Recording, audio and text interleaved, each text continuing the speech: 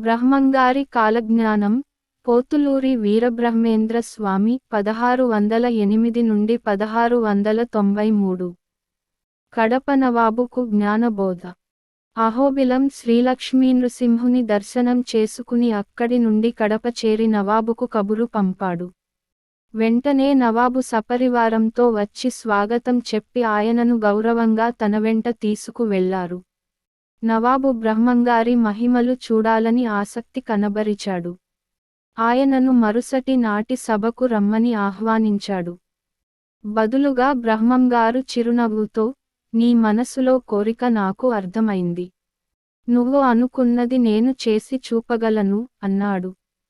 నవాబు తన మనసులోని కోరిక ఆయనకు ఎలా తెలిసిందో తెలియక ఆశ్చర్యపడినా మరుసటి నాటి సభకు ప్రజలను రమ్మని చాటింపు వేయించాడు. మరుసటి నాటి సభలో నవాబు బ్రహ్మంగారితో, స్వామి, నా వద్ద ఒక చూడిగుర్రం ఉంది, అది ఆడగుర్రాన్ని కంటుందో మగ గుర్రాన్ని కంటుందో తెలియచేయండి అన్నాడు.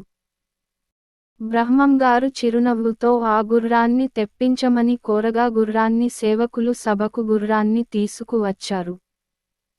దానిని చూసి, దీని గర్భంలో 4 తెలుపు రంగు కాళ్ళు, నొసట చుక్క, పువ్వుల తోక కలిగిన మగ గుర్రం జన్మిస్తుంది అన్నాడు. ఆ తరువాత నవాబు సందేహం తీరలేదని గ్రహించి, ఆ గుర్రం గర్భంలో ఉన్న శిశువుని చూడటమే నీ ఉద్దేశ్యం అని అర్థం అయింది. అది చూసే వరకు నాపై నీ సందేహం తీరదు అవునా? బ్రహ్మంగారు నవాబుతో చెప్పాడు. అంగీకారంగా నవాబు తల ఊపడం చూసి ఆయన గుర్రానికి నలువైపులా తెరను కట్టించి గుర్రం గర్భంలోని శిశువును తీసి నవాబుకు చూపగా అది ఖచ్చితంగా బ్రహ్మంగారు చెప్పినట్లే ఉండటం చూసిన నవాబు ఆశ్చర్యపడ్డాడు. బ్రహ్మంగారు ఆ శిశువును తిరిగి గుర్రం గర్భంలో ప్రవేశపెట్టి గుర్రాన్ని బ్రతికించాడు. నవాబు తన భవిష్యత్తు చెప్పమని బ్రహ్మంగారిని అడిగాడు. కడప నవాబుకు జ్ఞానబోధ చేసే సమయంలో బ్రహ్మంగారు తాను భవిష్యత్లో తిరిగి జన్మించి రాబోయే విషయాన్ని సూచించారు. నేను శ్రీ వీరభోజ్యుడినై ఈ ప్రపంచంలో ఉద్భవిస్తాను. కలియుగం 5000 సంవత్సరములు గడిచిన తరువాత దుష్ట శిక్షణ శిష్ట రక్షణార్థం వస్తాను.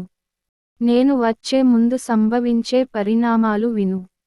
ఉప్పు కొడూరులో ఊరచెరువులో ఉత్పాతాలు పుడతాయి. నిజాయితీతో వ్యాపారం చేసే వర్తకులు క్షీణించిపోతారు.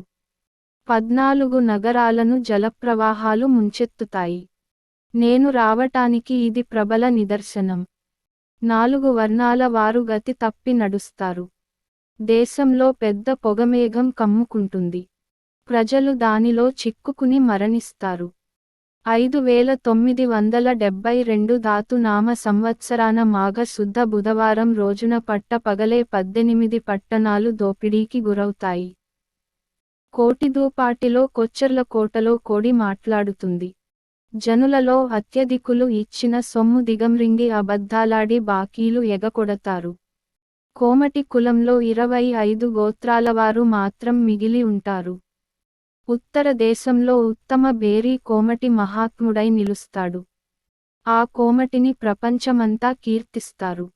మధుర మీనాక్షమ్మ మనుషులతో మాట్లాడుతుంది.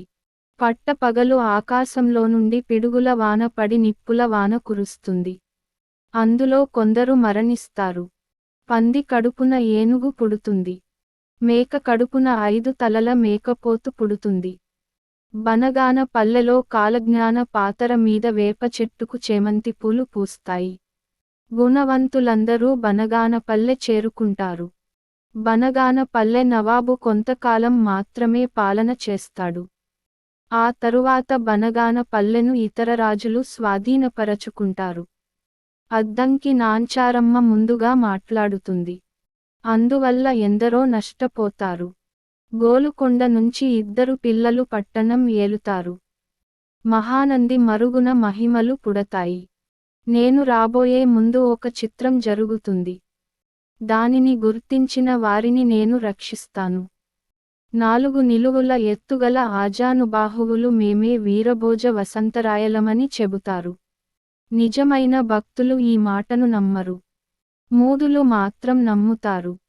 మరొక విచిత్రం పుడుతుంది. వీపున వింజామరలు అరికాలున తామర పద్మం కలిగినవారు వస్తారు. వారిని చూసి నేనని భ్రమపడవద్దు.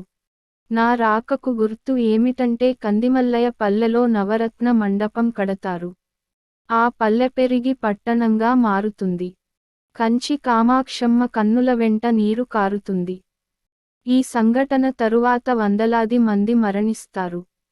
ఆవు కడుపులోని దూడ అదేవిధంగా బయటకు కనిపిస్తుంది. పిల్లలు లేని స్త్రీలకు పిల్లలు పుడతారు. కృష్ణ గోదావరుల మధ్య మహాదేవుడను పేర శైవుడు జన్మించి మతభేదం లేక గుడులు గోపురాలు నిర్మించి పేరు ప్రఖ్యాతులు పొందుతాడు.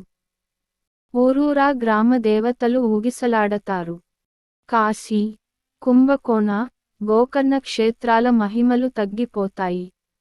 కంచి మహత్యం మాత్రం పెరుగుతుంది.